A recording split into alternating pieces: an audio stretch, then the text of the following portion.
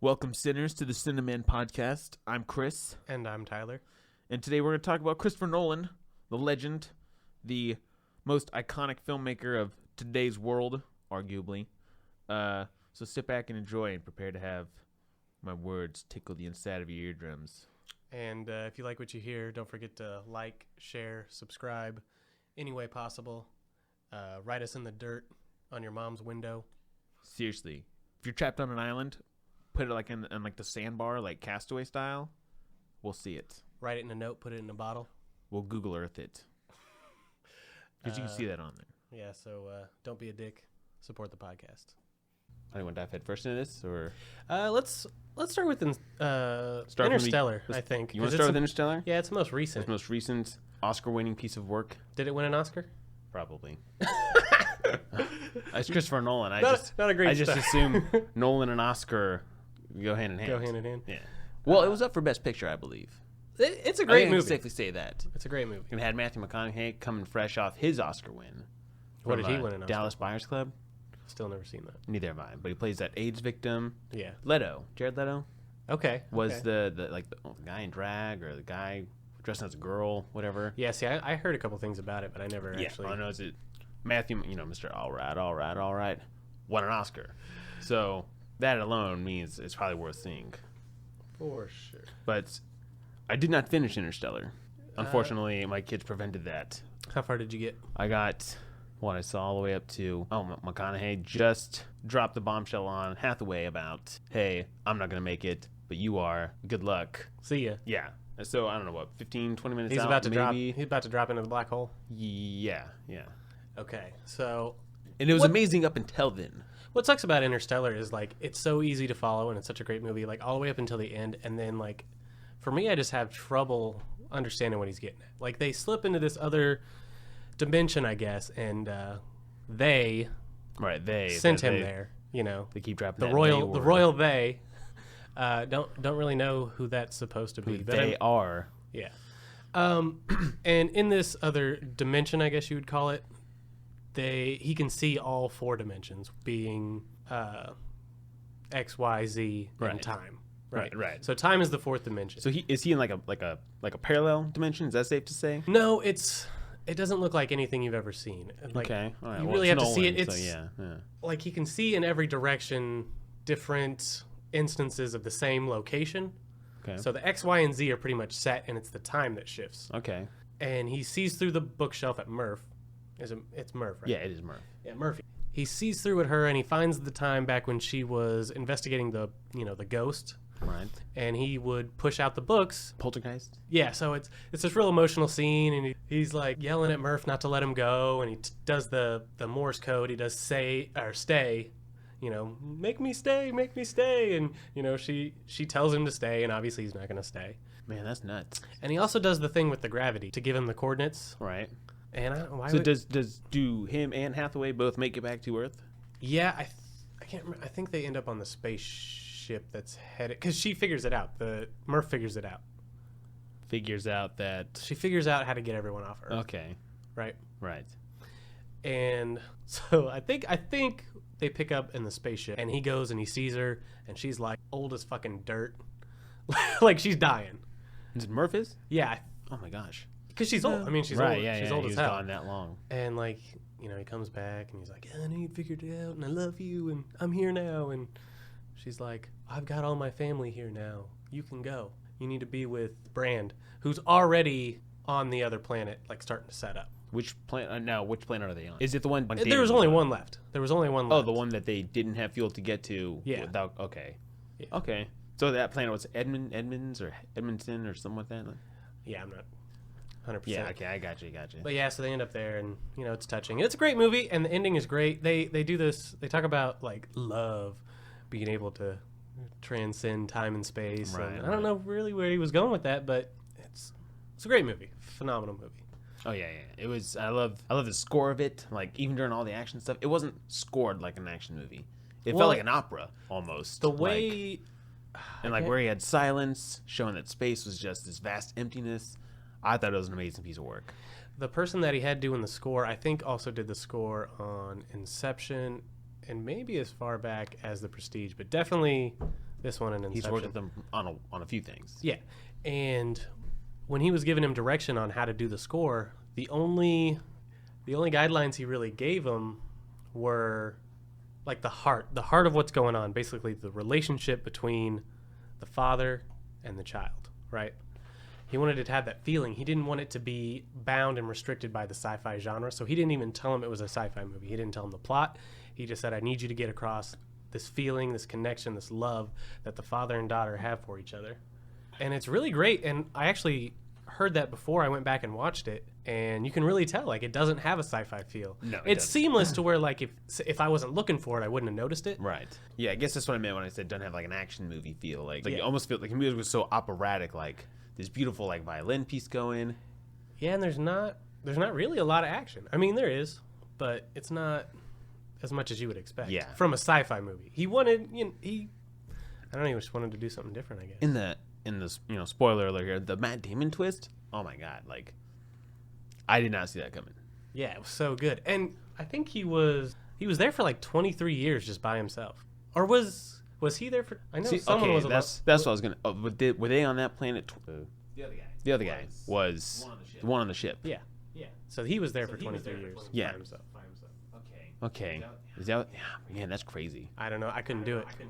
See, my only thing was, okay, you're waiting there 23 Yeah. years, and I get space is open and vast, but nothing comes by, like a meteoroid, like meteor shower. So I don't know, like you didn't run out of fuel. You had enough fuel to last 23 years, or do they just like float there?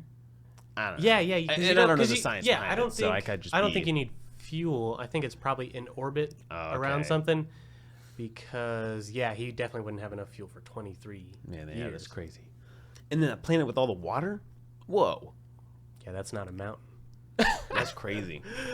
Yeah, that would be scary. But the thing is, they didn't even like check out that planet though. Like, what if there's some land somewhere? Yeah, they didn't bother to stick around, They didn't even look around. and they didn't even get the piece that they were coming for, right? The communicator. No, I don't think they got it. And they lost a guy, didn't they? Yeah, the guy with the beard, the Hunger So- Games guy. What they? I can't so remember they lost. his Yeah, name. they lost like 23 years. They didn't get the communicator, and they lost a person. Worst. From like the director of the program's daughter. Like that's what makes it even more like it wasn't like some dumb guy that went on the mission. It was the director's daughter or whatever, Yeah. Michael Caine's daughter. We all know why you're there, Brand. Yeah, like wait, why don't you just ride the bench for a while? Okay, let me take control of the wheel. You know, they had an actual like physicist working with Nolan. Nolan on the film. Oh yeah, Kip I would Thorne. Kip Thorne was his name. And like apparently they would meet like every couple months to kind of talk about the film. Right. And Nolan would ask him if something was possible, and then they like sometimes he would say no, and Nolan would I really want this to be in the movie, and he'd go back and he'd find a way for it to be possible. Right. And That's he pretty said cool having an inside. he said there was one thing that Nolan wanted to put in there that he would not budge on. Nolan wanted faster than light travel, faster than the speed of light, and Kip Thorne said no, absolutely not. Would never happen. Would never happen. That makes sense. I mean, it's probably one thing that's probably the one thing he would say no to, I would imagine. I mean, think about it. That's insane. It's just not possible. Even in a Nolan movie. I did watch. Do you know who Neil deGrasse Tyson is? Yeah, he's that like astrophysicist. Astrophysicist, yeah. Yeah. I watched a video with him and Bill Nye talking about it, and Are those the two? They're always debating each other about whatever's real, what's happening. I don't know. Actually, he's got a podcast though. Neil deGrasse Tyson does. Does he? Yeah, it's pretty good. He might have one, man. That'd be Everyone's got a awesome. podcast. Bill Nye, the science guy. So did they go in a wormhole the first time?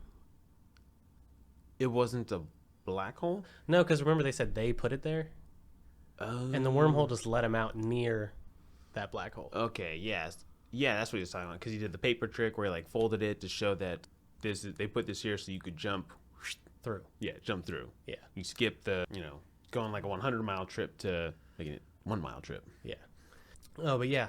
Sorry, I got distracted. So Neil deGrasse Tyson and about it, and I don't know, Bill Nye just seemed to have like a big problem with the movie for some reason. Like Neil deGrasse Tyson said that it was pretty accurate.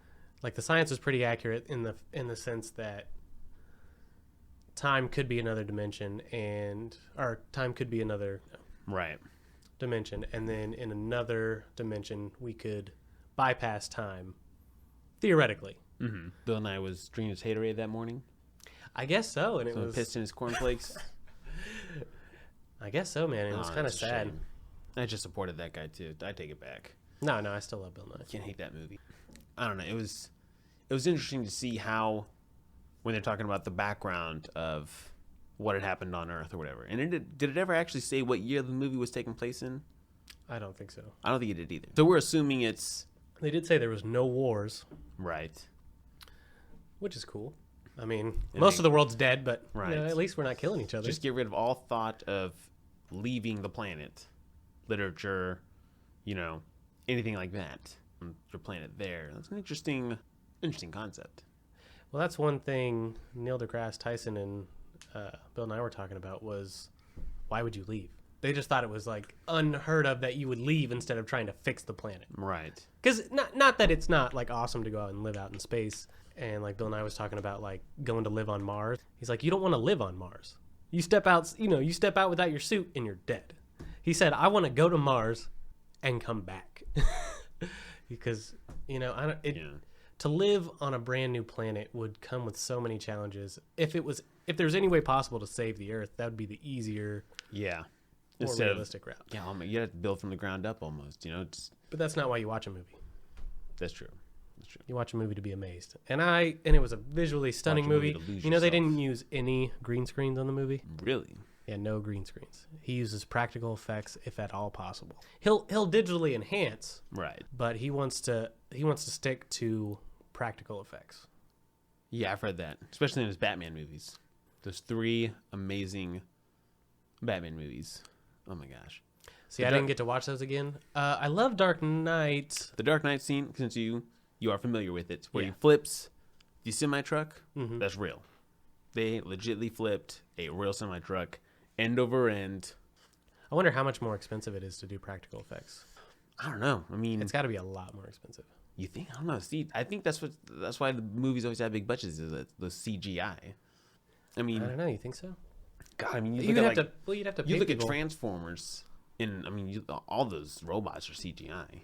So you got to pay people to do the CGI, or you got to pay to ruin a truck. Yeah, that's true, I guess. But it doesn't have to be a good truck. It doesn't even have to be running. It just has to look okay on screen. And then you can tow it and Yeah, flip that's the trick, especially if you're flipping it. it. You've seen Inception, right? Yeah, of course. You know how they did the train through the street trick? They took a truck and they decorated the outside to look like a train. You know what I'm talking about, where Yeah, he's in the yeah. dream and the train just comes barreling through? Right. Yeah, that was just a truck decorated to look like a train. That's how committed he is to practical effects. And like that dust storm in Interstellar at the beginning, I'm pretty sure that's all practical. I mean, Right. there's obviously digital enhancement, but Oh yeah, especially with the house blowing through the house and stuff. Just huge wind machines blowing all this dirt around. I believe that. That was interesting. all the dust. Yeah, that was just.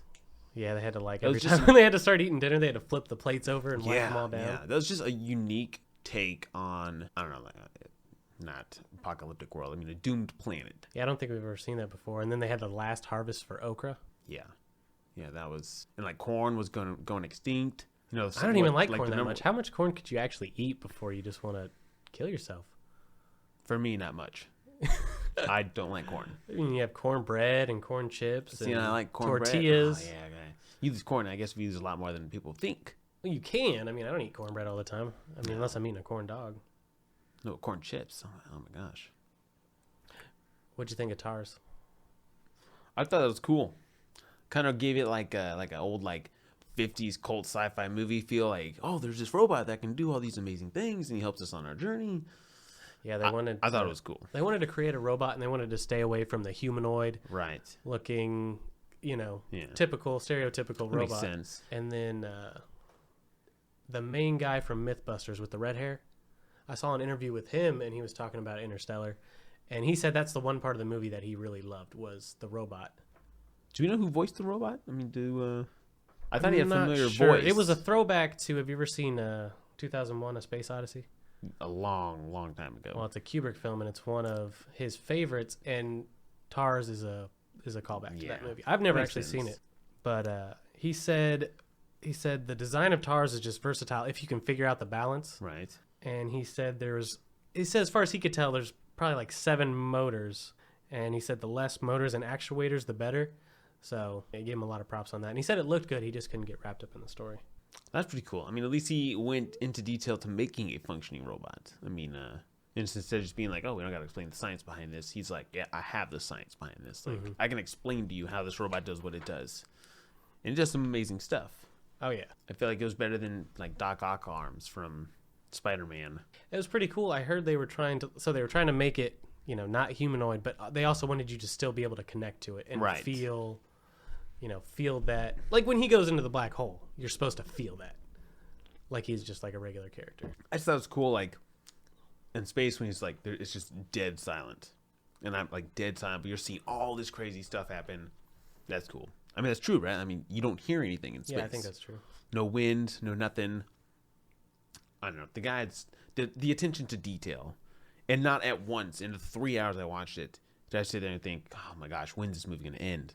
Like, I was excited. I wanted to keep watching the journey. Like, I'd watch 3 more hours of it if I could. Well, that's great because that's exactly what he wants. Every interview I watched with him, when they asked, "What do you want people to get from your movies?" he said, "I just want people to go and enjoy themselves, just have a good time." And, you know, he wants to make a movie that's worth seeing it twice, where you can have a whole different experience the second time. And, like, especially Prestige. Every time I go back and watch any Christopher Nolan movie, I just get more and more out of it. I just see something I didn't notice. I pay attention to one more detail I didn't notice, one more line of dialogue I didn't notice. I just make a connection I didn't notice. And I noticed his characters always have some kind of psychological problem. Like, Batman obviously struggles with the fear he had with falling down the well and the bats, so he wanted to show everyone else, use that fear to conquer. Memento, he's got the short-term memory loss. Right, DiCaprio, he suffers from... Clearly he's addicted. I mean, he's having troubles. I think he does decently well for trying to moderate it. Like, I mean, like, he's never like, oh God, I gotta go back in there, right? I mean, he's like... Well, he kind of does. You just don't see it. Like, he does it at night. I guess there's that underlying urge. Yeah, because Ellen Page walks up, and, like, that's when she goes into his dream. Right. And he just does that at night so he can dream. And he can go and be with his wife because he's addicted. He's a junkie. Cobb is a junkie. And he had, I mean, just not being able to see his kids. And the ending of that movie, I think, is what the most, you know, talked about part of that movie, other than trying to wrap your head around the thought of going 3 dreams deep. Well, I remember when the first time I saw that movie, I left the theater not being able to use my brain for like 15 minutes. Okay. Since we're on Inception, do you think he's awake or dreaming at the end of the movie? The controversial ending? Well, you know, I think he's awake. I guess I could be one of those lame arguers that say, oh, you know what, I saw it kind of move in, you know. Did you? Did we? I mean, who knows? But he saw his kids. That's clear. Okay. And he never got to see them before. Why would all of a sudden he get to see them now? Okay, let me put this in your brain. Okay, all right. When he's having all the flashbacks to his kids, right? Okay. Where are they? They're outside of that house. In the grass? Right, playing. Not looking at him, right? Right. When he gets to see them at the end of the movie, where are they? In the grass? In the exact same spot he's been imagining this whole time. That's true. And some would argue online that they're wearing the exact same clothes. But they're not. They're not, though. They're not? Philippa, in the flashbacks, I went really deep into Inception. And, I got some interesting results. So just take this ride with me. All right.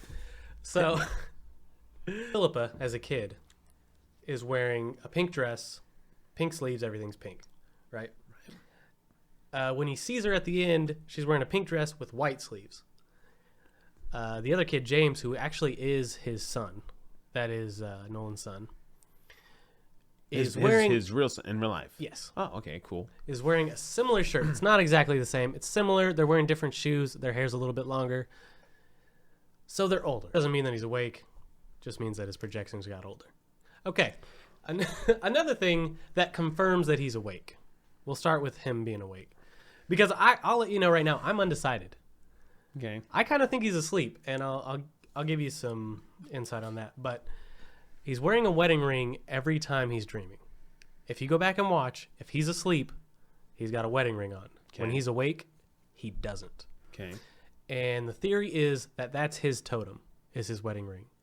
He never actually says that the top is his totem. He actually says it was his wife's, right? Right. So when she had that, what was his totem? Because she's dead. He has the totem now. What was his totem before? Yeah, he never did say, did he? It was the ring, apparently. Okay. At the end of the movie, you can't see in the last scene if he's wearing the ring or not, but you can see him get off the plane. He's not wearing the ring. With the information that we're given, after he gets off the plane, he doesn't go back in and dream again. Right. So if you follow all that and you believe that the wedding ring is his totem, he's awake. Now, the point of the top spinning at the end of the movie, if the top is spinning, he's asleep. If it topples, all that means is he's not in someone else's dream. It could be his dream because he knows the exact weight and he knows how the top behaves. He's the only one. So the only thing that the top can prove is if he is dreaming. It can't prove that he's not dreaming. Okay. Okay? So the top is almost irrelevant. Now, if you do look at the top, if we're going to talk about the top real quick, he spins it 3 times. He attempts to spin it 4 times in the movie. Right. It fell in the bathroom that one time. Yes. He does it in the hotel after the Cyto job. Right. Spins for about 20 seconds. He does it after the tutorial with Ellen Page where he takes her into the dream state and then takes her back out. Spins it again. Spins for about 8 seconds, then topples. Spins it at the end of the film. Spins for 46 seconds. At least twice as long as both of the other times he spun it in the movie. The 4th time was after he meets the chemist. So he meets the chemist. They go into the dream state. He wakes up. He rushes to the bathroom, attempts to spin the top, and it drops. Right. And so that reality is never checked. So the theory that he's still asleep, the theory that he's awake in the beginning and he's asleep at the end of the movie, that's where the split happens. He doesn't test that universe. He's still asleep the whole time. And then while he's in that dream, that's when they go in to do the Inception job. So then they go 3 layers deeper than that. Then he gets to purgatory. The kick happens. They come all the way back out, but he's still in that layer. Okay? Okay. This is some pretty mind-bending stuff, by the way. Okay. There's one more. There's one more important one, and there's one more like, maybe. The whole film is a dream. This one's interesting, and it's almost the one I want to believe because it kind of makes the most sense to me. He's in limbo with his wife, right? Right. And he tells her, we're waiting for a train. A train that'll come, and you don't know where the train's going to take you. I'm paraphrasing terribly. Right. But it doesn't matter because we'll be together, right? Train hits them and they wake up. They're in limbo, so they're at least 3 dreams deep. And as you see from the kick at the end, you come out 1 layer at a time. Right. Even in the beginning for the Cyto job, he comes out 1 layer at a time. Right? So they get hit by the train and they stop. They don't go any more layers up. You don't see them go any more layers up. Right. Does it mean they didn't? Kind of. They don't actually say they didn't. They don't say they did. Right. From that point on, his wife is convinced, we need to get out of here. We need to go see our real children. And he's like, you're crazy. And she's like, no, you're crazy, And they never go up. She jumps off and dies. So maybe she's with their children now. Maybe that was just a kick. But then she would probably kick him to wake him up, right? But would there be I guess it'd still be a body, right? Yeah. Because I think they're just laying in their living room. Right. And because time compounds the deeper you go. Right. So they were in limbo for like 50 years. They had a whole life together. And then they were trying to come back. And they'd only been asleep for like, what? Maybe an hour. I don't know. Yeah, an hour, 20 minutes, something like that. And that's pretty crazy theory. And the last theory, which is, here or there, but it's the audience is dreaming. And at the end of the movie, when they play the sound during the credits, that's the sound that they're about to kick and wake up. Right. That's when we're about to wake up. I don't know that I would go for that. I don't think that one's it. I think that's the least plausible one. But those are all the theories that I know off the top of my head. Right. But, that just goes to show you how good of a filmmaker he is. The fact that he could spawn that much discussion or fan theories of whether you choose to believe him or not. He just wants to make you feel a certain way in every movie. Yeah. He wants you leaving Memento. Do you know the story to Memento? Ish. We'll get into that in a minute. Okay. But he has short-term memory loss. So Christopher Nolan wanted to give you the feeling that he has. He wanted you to have only the information that the main character has. So by going backwards, you have exactly as much information as he does. Right. Well, you have a little bit more because you know what's coming. But in the sense of he wakes up in a hotel room, doesn't know where he is, has to check the drawers, find out what's going on. You don't know where he is either, right? Right. And in Inception, he wanted you to feel confused, like Leonardo DiCaprio. He's confused about where he is, Whether he's dreaming or awake. And by the end, we don't know if he's dreaming or awake. I don't know about Batman, and I don't know about Interstellar, but those two for sure. He just really wanted you to feel that. I didn't see Insomnia, unfortunately. I did not see Insomnia either. But I do know that is the only film of his besides Following to not earn an Oscar. Really? Maybe that's his flop. I don't know. Can Christopher Nolan have a flop? Is that possible? I don't think so. Is that within our universe? You don't think so? You don't think it's possible? No, he's honestly my favorite. He is my favorite director. When you're in the mood to get mind fucked. That's who you call. That's who you. Yeah. Pick Any up the movie, phone. you pick one. And just like Tarantino, he just seems super into it. He's like every interview I watch, you could see the passion. Yeah, the attention to detail itself in every single one of his movies. He knows it inside and out. And another weird thing, he's really inspired by Kubrick, right? Right. Yeah, I think he has said that is one of his influences. I don't know if I'm just reaching, but in Interstellar, Murph gets in trouble for having the textbook. Right. And in the textbook, it states that the reason she can't have the textbook because it says that we went to the moon. Mm-hmm. And according to them, we never went to the moon. And it was just a cover-up. Right. Well, Kubrick is rumored to be the one who filmed the moon landing, the fake moon landing. What? For real? Yeah. I did not know that. It's a theory. Why Kubrick? Was because what the greatest? I think there's signs. I think there's signs in The Shining. I wish I would have done a little bit of research on that. There's signs in The Shining that point to him not being able to tell everyone, but kind of like, hey, I filmed the moon landing. Huh. Why The Shining? With the film The Shining's got a lot of stuff. It's open to interpretation. There's a documentary on it. I didn't get all the way through it because a lot of them just seem like a stretch. And maybe he did put the things there on purpose. Right. But there's a lot. Oh, we're getting so off topic, but in the book The Shining, have you ever read it? No. Okay, have you seen the movie? Throughout my years, I have seen the whole movie in pieces. Do you remember what color the car was that they were driving to the hotel? What kind of car was? What color? Red. Okay. Was it? Well, in the book, it's either red or yellow. In the movie, it's the opposite. Okay. I think they drove up in... I definitely don't think it was yellow. Okay, so if it was red, when Dick Hallorann drives up, right, the black guy with The Shining. Okay. When he drives up, he drives past a semi-truck that got in a car accident, and the car that it crushed was a yellow bug, which is basically saying to Stephen King, I'm crushing your vehicle and making it my own.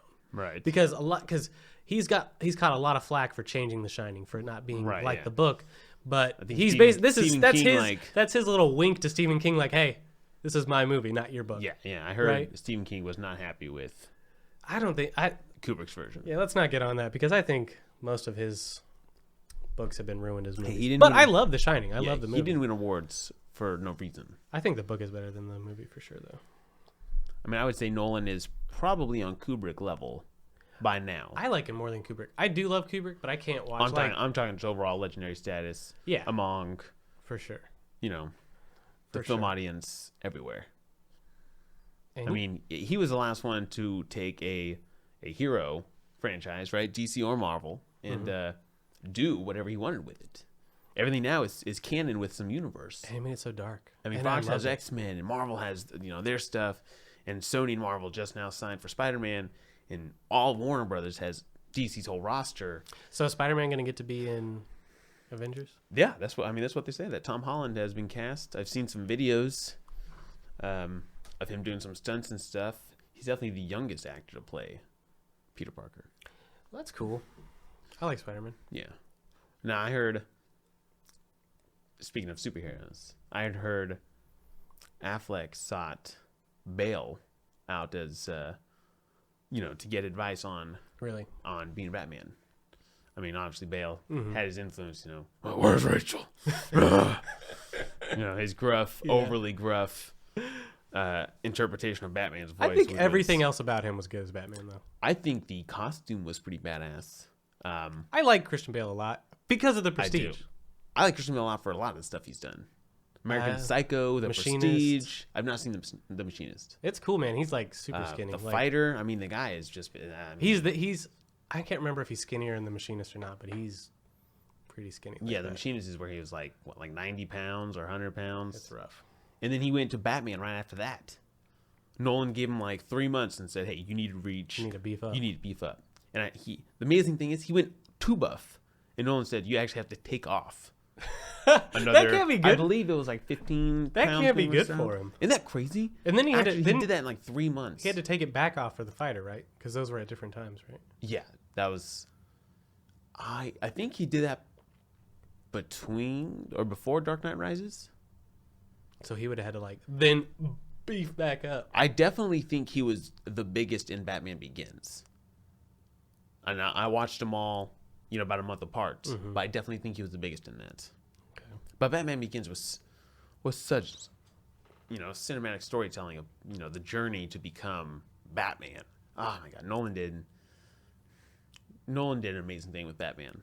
But now that we're on to something else, we can leave the Nolan verse behind. Sadly. Someone asked him, how do you convince a studio to let you make Inception, such an out there movie? You know, how do you convince them to do that? And he said, you make Batman. Yeah, because he made Batman and got so much money for the studio that they kind of just let him run with it. And that's how Hollywood works. It seems like you have to make an adaptation of a book or a movie, of something else. And if that does good, then they're like, "Hey, all right, let's do one of your ideas now." Well, The Prestige was a book. Yeah. And I think the writer actually came and found him because of Memento. He liked Memento so much, he said, I want you to make The Prestige. I would sell you the rights to make this or whatever. And I'm so glad. It's truly one of the best movies I've ever seen. Inception was his first original idea that he brought to the screen. No, I don't. Are you sure? Yeah, everything else was an adaptation. Well, okay, besides Hold on. No. Memento and that was based off a short story of his brother. his brother.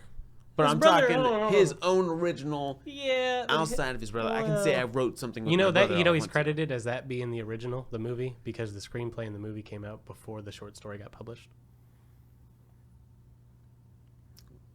Yeah, well, But you're right. He did. His brother did. if I was brother, I'd be like, "Look, asshole, Nah, you better give me that credit." I'd be like, stop stepping on my. But we coat- have- we stop, have to think- Stop stepping on my coattails. We have to thank his brother for amazing things as well. His co-writer Yeah, for sure. on all his films. For sure. Shout And out. that's awesome. Just like the Coens brothers, the Farrelly brothers working together in the cinema world obviously seem to have some pull. Yeah, for sure. They know what they're doing. Two heads are better than one. Definitely. I would like to see his brother direct. I want to see I want to see Christopher Nolan do like a western. I mean, that would just be like Yeah, that'd be cool.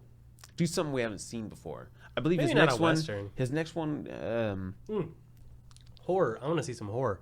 Oh, I think he was trying to write Inception as a horror at first, about dreams being stolen and stuff. Because he's been interested in lucid and then dreaming. he turned it into government operations. I'm not sure. I mean, that's they what were gonna do. Inception's about. Yeah. He obviously goes in there and steals government ideas and sells it to other governments so they can be profitable. You know what's funny? The way the brain works, Inception has it backwards. It's almost impossible. It would be impossible to extract information from someone, but it would Right. be super incredibly possible easy to plant an idea. Yeah, because the way the brain works is our memory is so susceptible to influence. Like there's this story of this lady who someone like broke into her house and robbed her and assaulted her, and she went to identify the guy who did it, and it ended up being this guy that was on a TV show, right?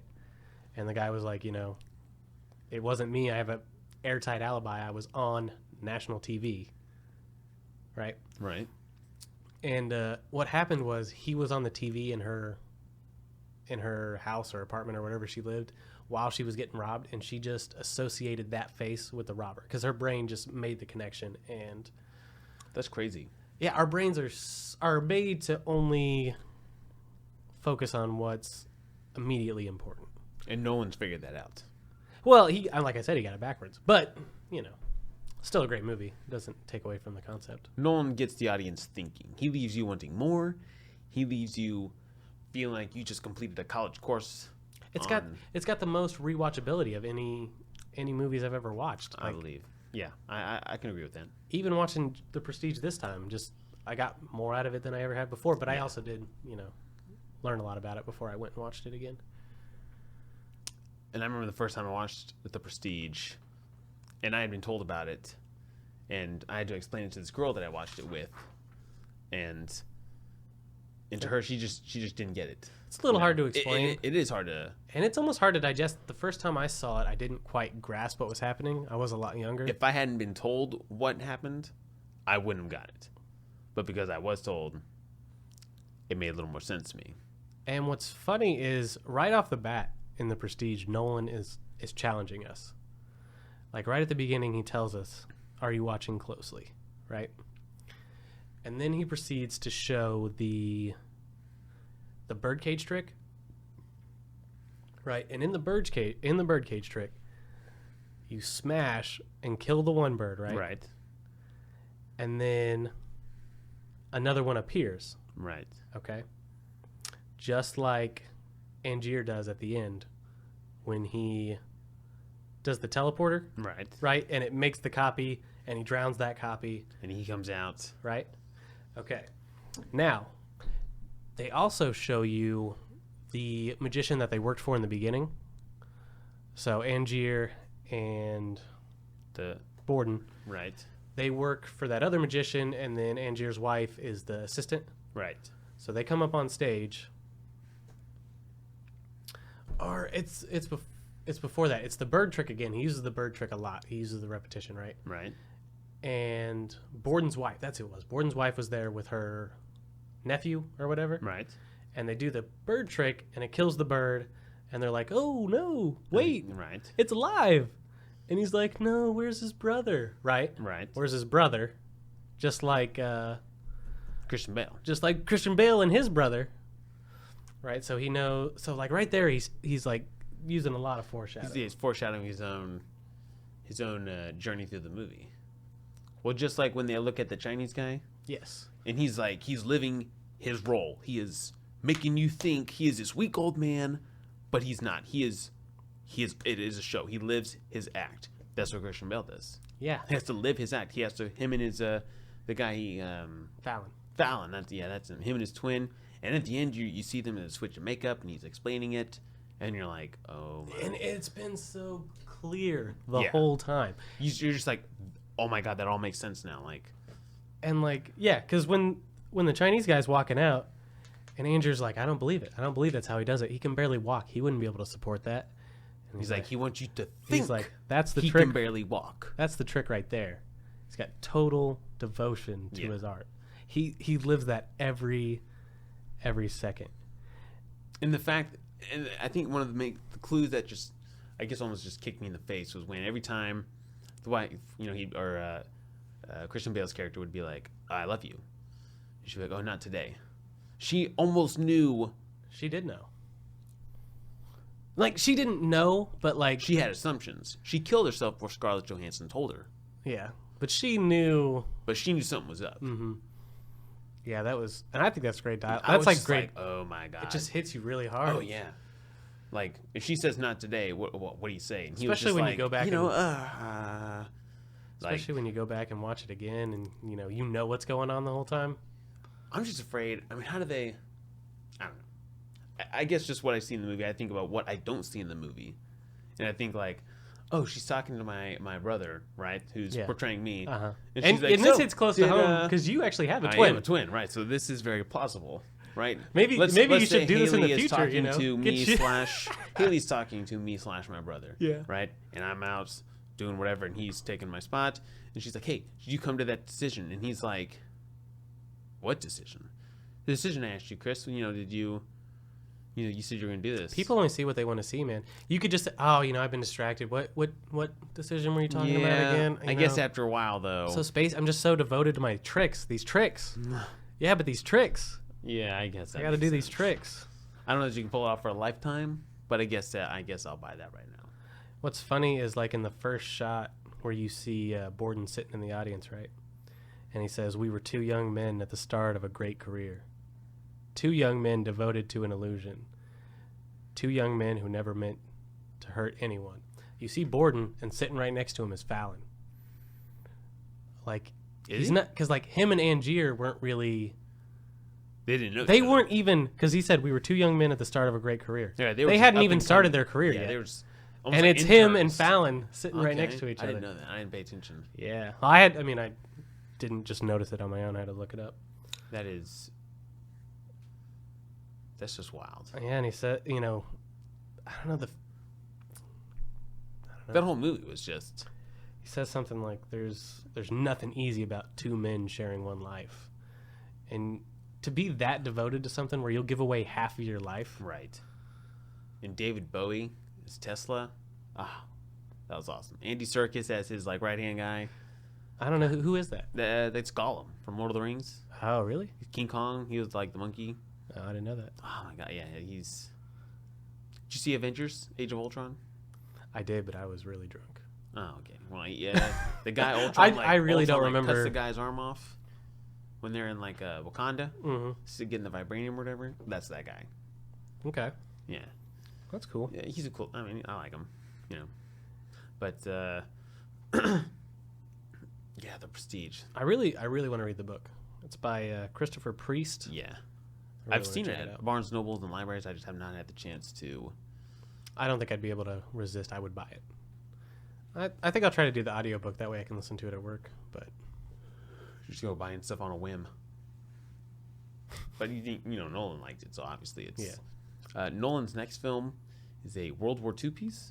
Really? On IMDb, it said it was called. I don't know. It's like some. I'll have to come back to that title name. Okay. But it's a World War II piece. I guess it's coming out in 2017. And I don't know, man. I'm already excited. I guess he can announce he's directing a Barbie movie, and I would be like, oh my god, Christopher Nolan. I'm not big into war films really, but I'll definitely check it out. You don't like war films? No, and I did like. There's a few that I like. Like what? I liked Inglourious Bastards, and I just don't like the the stereotypical like. I don't know. Did you like Saving Private Ryan? I don't know if I've ever seen it. Oh my god. I hear it's a war movie and it turns me off. Like I didn't see American Sniper. I have not seen. I like Full Metal Jacket. I've not seen that.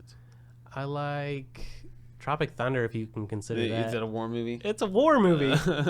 It's about war. I guess we can buy that. So there's definitely some that I like, and I would say I don't like westerns either, but I love Django and I love there's a select few of westerns. If we were to do Cowboys versus Aliens. What are your feelings on that? Yeah, Western sci-fi. I love it.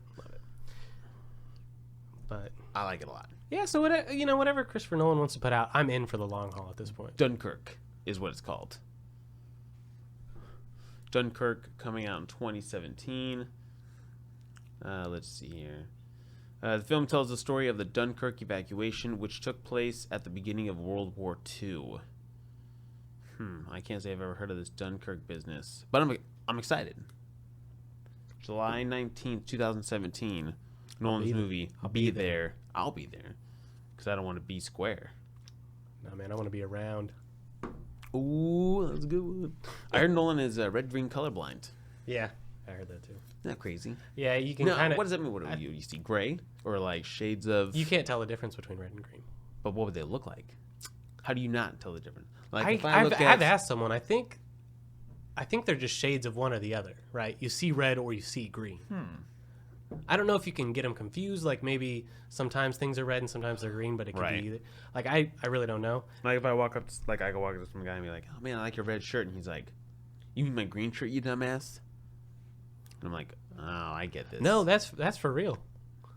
Like, but that would mean that he's red-green colorblind. Yeah. And the fact that he hasn't messed this up in a movie or something, that's just crazy. Well, if you look at his color palettes, they're mostly like blues and yellows and like picture the scene in Inception when the city folds back on itself. Right. Think of the colors. Think of like the bluish gray roofs and the yellow buildings. Yeah, and, tan and like. And then think of the Dark Knight and think about there's lots of dark blues and blacks and not a whole lot of reds and greens. Oh, the Dark Knights were amazing. Yeah, and then the following. God forbid There's no color in that one. I wonder if he knows. This whole time Hey, he thinks, you forgot to hit the color setting. Now you watched that, right? You watched the Following. Yeah, I love Following. You liked it. Yeah, I saw it a long time ago because I saw Prestige. I saw Prestige first. I was pretty young. I didn't really care about directors at that point. Mm-hmm. And then some years later, I was browsing Netflix and like Memento. Okay, I guess I'll give this a try. Loved it. Got on the computer. Was like, who directed this and what else did they direct? That is his shortest film to date. Yes. By like an hour and a half. Well, yeah, so I found out that he did Following. It was on Netflix. I watched it, and I was like, what is this black and white garbage? Right. You know? And I just loved it. Do you even know what it's about? No, I don't. Okay, so it's about like if you were to describe it in like a sentence or two. In a sentence or two. I guess it's a Nolan movie. Never mind. Give me like a. Okay, so starts out with this guy. He's following this girl around, or he's just not this. He's following anyone. Right. He's just a follower. Yeah, he's doing it for inspiration. So he just sees people and he just like wonders what they do all day. So he just follows them. And he's got these rules. He doesn't want to follow anyone more than once, and he ends up like breaking some of his rules. And then so he's following this other guy, and the guy kind of comes up to him and is like, "Why are you following me?" He's like, "Oh, I'm not following you." The guy's like, "You're following me, okay? I could see you're following me." Right. So turns out the guy's like a criminal, like a crook. The follower or the guy he's following? The followee. Okay. So the followee takes the follower. I can't remember their names. So and they're not like big actors or anything. Right. So he takes them to break into houses, and like the guy just gets off on like messing people's stuff up. Like he likes going through their stuff, and he's like, there's always a box. Yeah, the followee. Okay. So he finds a box and he'll open it up and he'll go through their personal stuff and he'll dump it on the ground. He's like, "Why are you doing that?" He's like, "Because these people put this stuff in a box like they don't want people to find it, but they want someone to see it, and I give that to them." So like he ruffles through their stuff, kind of gets in their personal life, steals some stuff, and they start doing it a lot, and you can tell the guy's like into it. And one of the houses they go to actually has like a Batman symbol on the door. Does it really? That's awesome. Yeah, that's awesome. And he had no idea at that point that he would be doing a Batman film. Maybe he was just calling a shot, saying, "Hey, I'm coming for film, you. Yeah, I'm gonna make this my Bruce bitch. Wayne, you're mine." Oh, yeah, right. And that was 1998 that came out. So I'll speed it up. You want the whole story? Yeah, entertain me. Okay, so I figure on the podcast we'll probably limit spoilers to within like a year. Okay, like if it's more than a year, like because let's give me the sum up version. Okay, that we don't spoil it for anyone. Well, I'll give some spoilers. It's an old movie. If you haven't seen it yet, I mean, it's almost 20 years old. Kind of your fault at this point. 18 years, something like that. Yeah, it's pretty old. It's almost as old as me.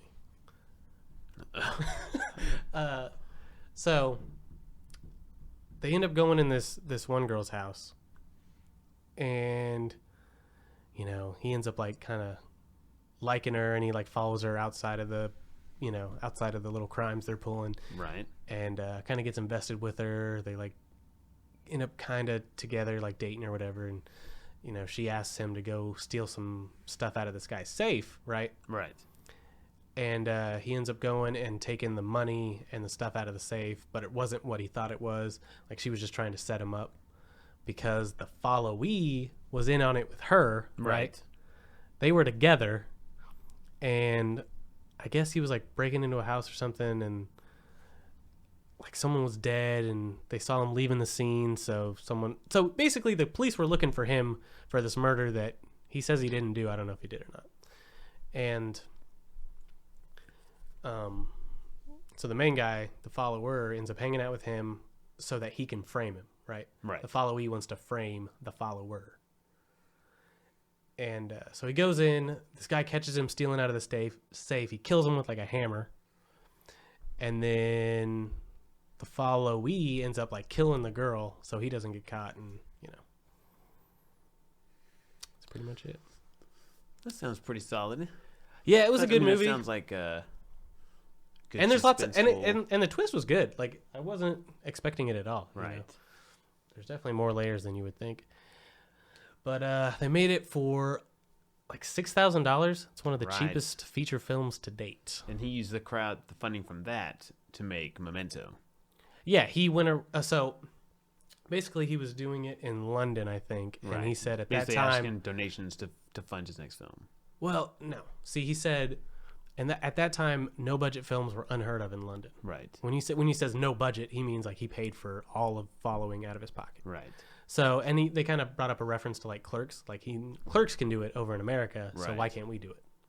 Right. So he goes and like on the weekends for a year. It took him a year to film it. All right. They all had day jobs. They all had day jobs, so they would get together and get like 15 minutes of footage every weekend.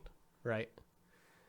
And so he's doing that for about a year. Then he moved to America to go to the film festivals. Right.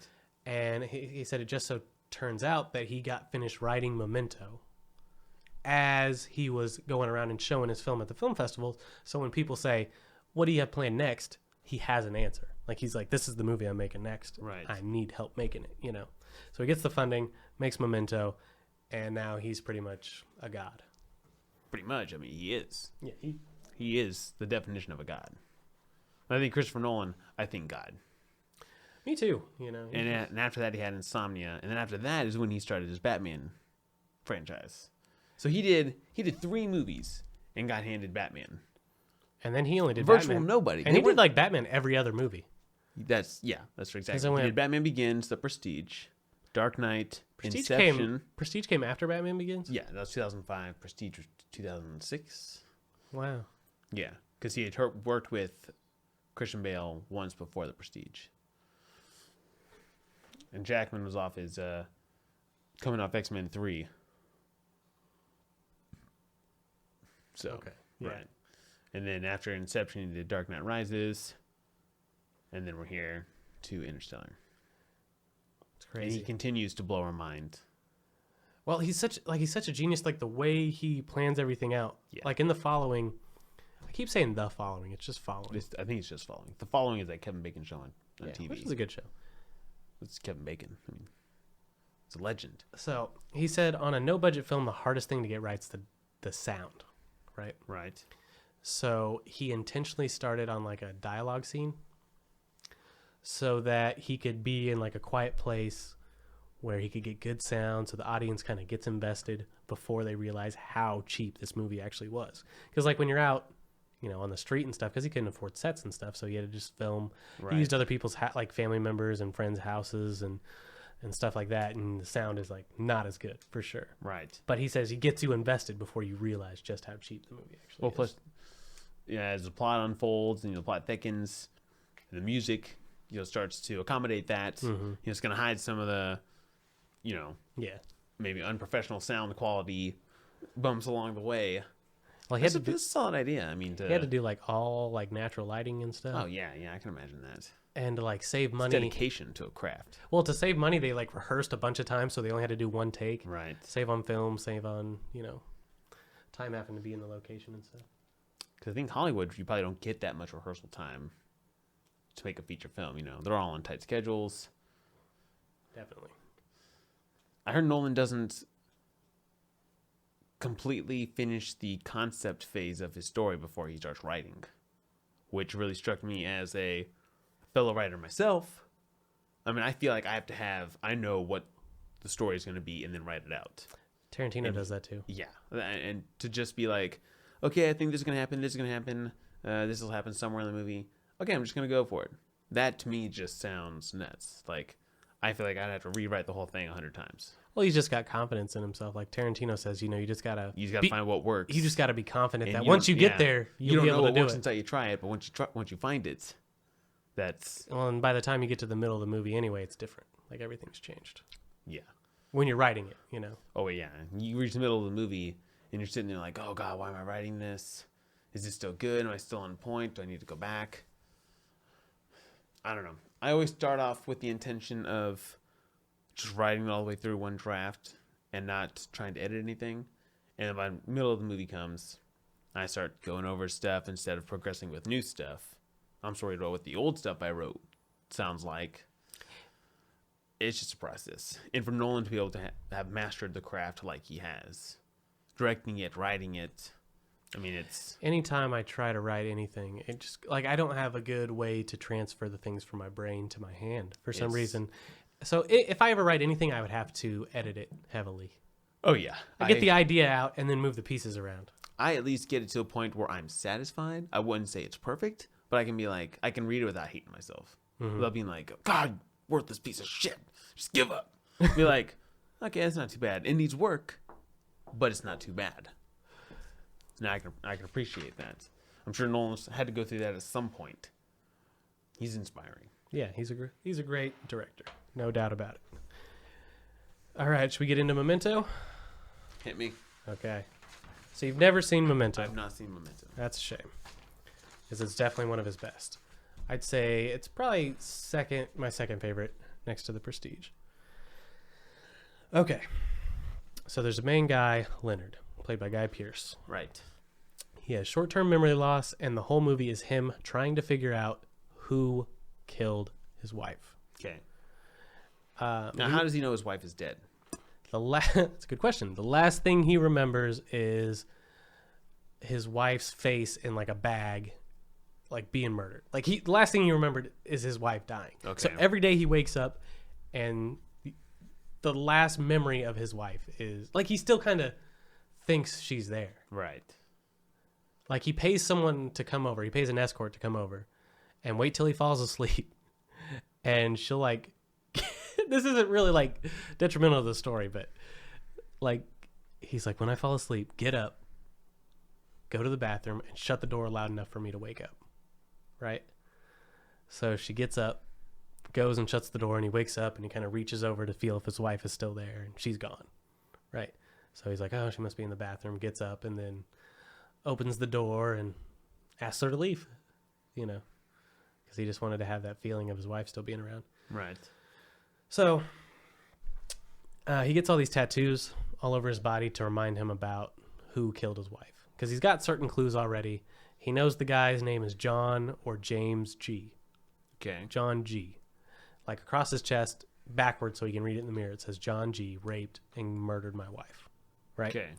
Then he's got little facts on his arm and his legs. Like one of the facts is the guy is a drug dealer, or he's, involved with drugs. So Somehow. does he do these tattoos himself? Yeah, I think he went to a tattoo parlor for one of them. One of them he did by himself. Right. So it just depends. Okay. And so he's looking for this guy. He's got this other girl, Natalie, who is kind of helping him out. And he's got these little pictures. So he's got pictures of everything he needs to remember. He's got a picture of his hotel, picture of Natalie, picture of this guy named Teddy. Right? Right. And he'll write little notes about him on the back. Like Natalie's on the back, it's she'll help you out of pity. She lost someone too. Right? Right. So Natalie's kind of helping him. Teddy's helping him. But the whole time, since you don't know what's going on, you don't know who you can trust, really. Okay. So there's this feeling of... Because Teddy seems sleazy from the very beginning. Okay. Well, actually, the movie starts out, Teddy gets killed. The very first scene is Teddy get blasted. Ouch. Right? Okay. And then the movie works backwards from there. All right.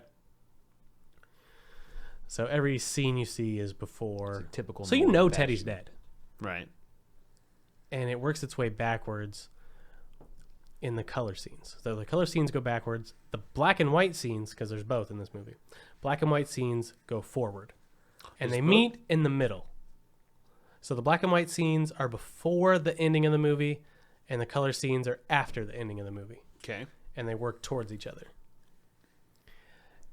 And then in the last scene, it starts black and white and turns to color so you can see the two timelines coming together. That's pretty badass. It's awesome. And he uses like repetition to like let you know where you are in the story. Like the ending of all the color scenes is the beginning of the last color scene. Does that make sense? Right. So there's a couple seconds overlap through all the scenes. So you can tell where it goes after that. It's like a little reminder like, oh yeah, then this happened. Right. Right? So you're constantly trying to like, it's disorienting a little bit, which is what he wants. You know, Right. he wants. Yeah.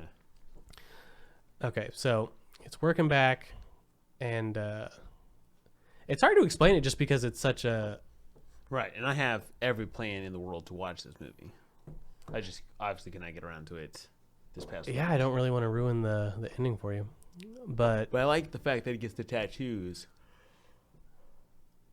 to remind him, or like, to help him remember what dreams or well, like just facts about John G. okay. That's what that's because that's his whole life. His whole life is like track down John G, track down John G, track down John G. Gotta get John G. And he's just obsessed. And like he's staying in this hotel, and like every time he talks to someone, he has to explain to them that he's got this condition. And like you can see people like trying to test him. Right. And they're like, "You really don't remember me?" And like even that Natalie girl, he ends up like they're kind of like together for half a second, and right. she's like, "Will you remember me next time I see you?" And he's like, "I'm sorry, no." And she kisses him, and she's like, "I think you will." And he's like, "No, I'm not going to." You keep thinking that. Kiss me all you want, but I'm gonna forget it as soon as I walk out the door. Right. And like, there's one part in the movie where Natalie comes in and wants him to get rid of this guy, and he's like, "I'm not doing that," And she starts yelling at him and like kind of showing her hand a little bit that she's not really the person we think she is so far. Right. Because you've seen her in the future, but you're just now getting a different picture of who she really is. Right. And she's like, "I'm only telling you this because you're going to forget it. I'm going to manipulate you." Like she tells him like, "I'm about to manipulate you." Right. And so she goes outside. I think Lenny actually hit her. I can't remember. Because she's got some bruises. I just watched this movie. I should remember. So anyway, she goes outside. She gets in the car. And she sits there, and he's like, "I got to find a pen. I got to find a pen." So he can write this down that she's crazy, right? I got to find a pen. I got to find a pen. And he like keeps looking out, and she's just sitting in the car just kind of looking at him. And he's like, "Got to find a pen. Got to remember. Got to remember. Got to remember." Right? She gets out of the car, shuts the door, and he looks up. And he forgets. And she walks back in, and she's bawling, and he's like, "What happened to you?" And she's like, "What do you think happened to me? This guy beat me up." And he's like, "I'll take care of him." Like, dude. So then, like, in previous scenes, which is really in the future, right, he, like, wakes up in this hotel room, and he's like, "Where am I?" Like, every time he wakes up in the hotel room, he's like, "Check the drawers. Nothing but the Gideon Bible, Right. Blah, blah, blah. Like, looking, trying to figure out where he is, and when he opens the drawer, there's a gun. And he's like, "Whose gun is it?" So he grabs the gun. He's looking around. He opens the closet. There's a guy tied up in the closet. So he shuts the closet, looks through his pictures, finds Teddy's picture, calls Teddy. He's just assuming that he can trust, Teddy. Yeah. So he calls Teddy. Teddy shows up. And they get rid of the dude. And there's so much. Now, the chick from The Matrix is in this movie, right? I think so. Carrie-Anne Moss plays Trinity from The Matrix. Carrie-Anne Moss. Yeah, she's Natalie. She is Natalie? Okay. Yeah. All right. And then I'm trying to think, because it's all jumbled up. Sammy Jenkins. I gotta tell you about Sammy Jenkins. Okay. Now. Sammy Jenkins is just like Leonard, has the same condition. Okay. Right? Leonard used to be in insurance. And when he was an insurance agent, he had to do the investigations to make sure people weren't committing fraud. Right. So Sammy Jenkins gets in a car accident and has short-term memory loss, and his wife can't take it. She sees recognition in her husband, and she just thinks like there was just something he'll be able to snap out of it, right? Right. She's convinced that he's either faking it or something. And they rule that the case was mental, not physical, so they couldn't pay out. Right. And she's not even mad about the money. She just wants her husband back. Okay. And Leonard gives her that hope. Like, she's like, do you think he's faking? Just tell me the truth. And he's like, I don't think he's faking, but I think it's mental, not physical. Right. Right. So the crazy thing about Sammy Jenkins is he has the same condition, so he can't make new memories. He can still do all the things that he did before the accident, right? Right. So she's got to get an insulin shot every day. And he can still do it as long as he focuses on what he's doing and he doesn't get distracted. Okay. So she'll tell him, Sammy, it's time for my shot. So he'll get up, get the stuff, give her the shot, put the stuff up, sit back down. So she decides to test him. So she has him give her the shot. He sits down. She asks him to give her the shot again. He gets up, gives her the shot again because he forgot that he just gave it to her. Right. And then she does it a third time. Ends up dying. Right? So Leonard's got this guilt on his conscience through the whole movie because, he's the reason Sammy Jenkins killed his wife. Right?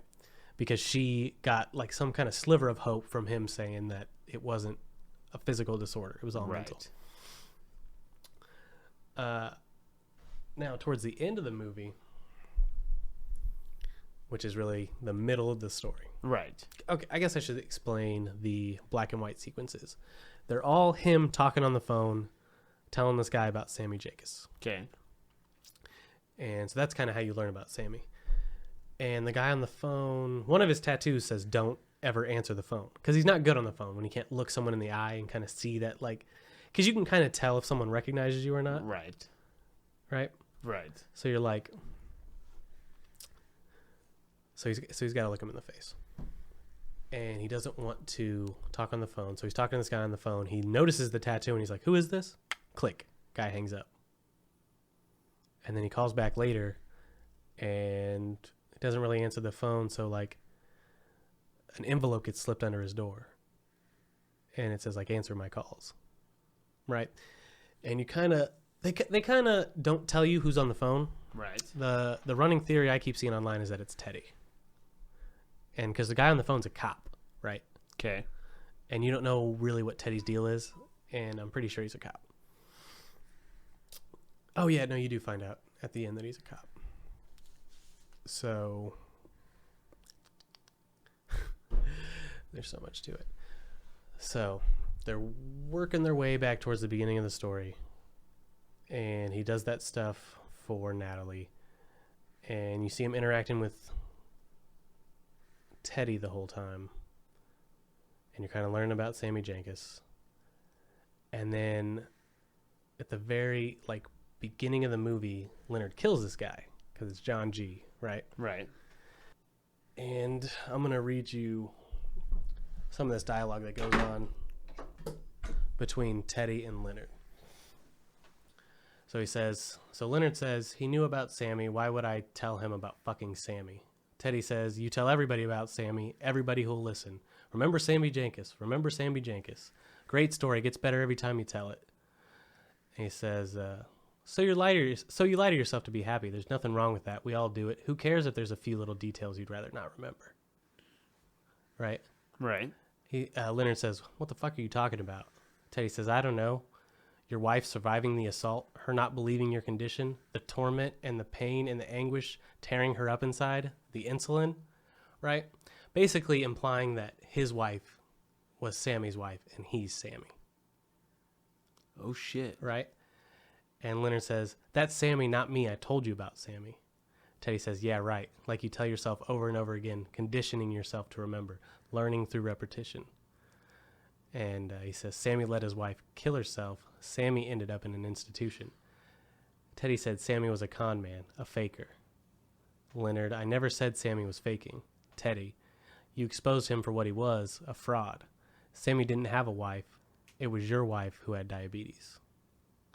And then he gets flashbacks of him injecting his wife with insulin. Mm-hmm. And Leonard says, my wife wasn't diabetic. Teddy says, you sure? Leonard, she wasn't diabetic. You think I don't know my own wife? What the fuck is wrong with you? Shelby, he's not the right guy. Teddy, he was to you. Come on, you got your revenge. Enjoy it while you still remember. What difference does it make whether he was your guy or not? Leonard, it makes all the difference. Teddy, why? You're never going to know. So, basically, the theory is that Teddy's been using him to, like, I don't know if he's taking out drug dealers or what, but Right. Teddy's a crooked cop, basically. And he got John G a long time ago.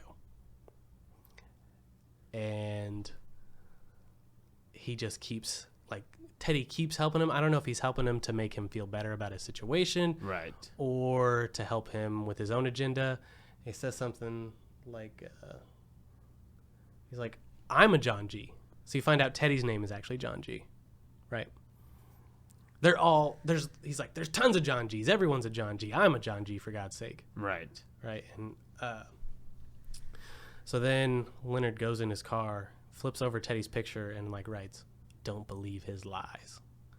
And then he writes a note to himself to get a tattoo that says fact 6, license plate number, and then he writes down Teddy's license plate number. And then he drives straight to a tattoo parlor and gets that tattooed on him. So throughout the whole movie, one of his tattoos says the license plate number. Mm-hmm. And then Natalie gets him some information on Teddy. And, of course, Teddy's license says John G. Right. Something, right? So then it leads towards the beginning of the movie where Leonard kills Teddy. So Leonard basically made himself kill Teddy. You know what I mean? Yeah. Yeah. Like, he set his own self up to kill Teddy. The reason he killed Teddy is because he made himself do it because he didn't like what Teddy was saying.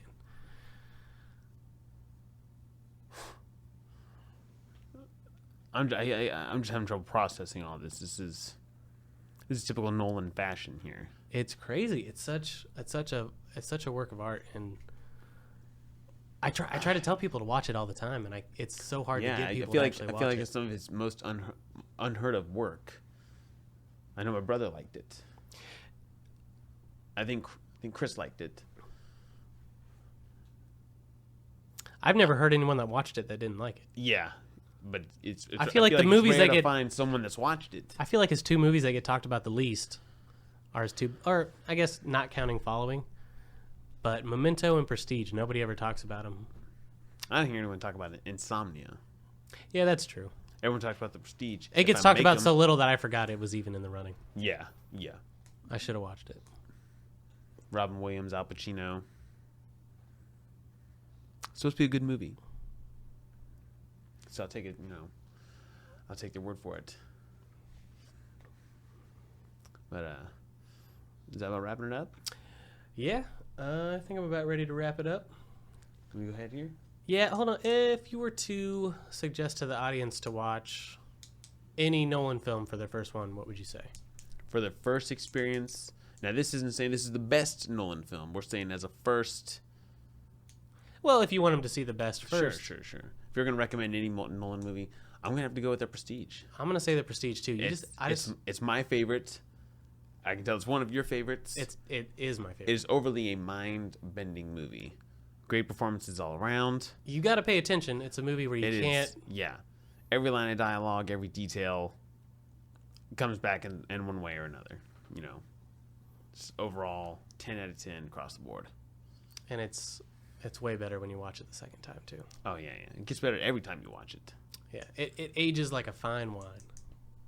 Like a fine wine. Nice.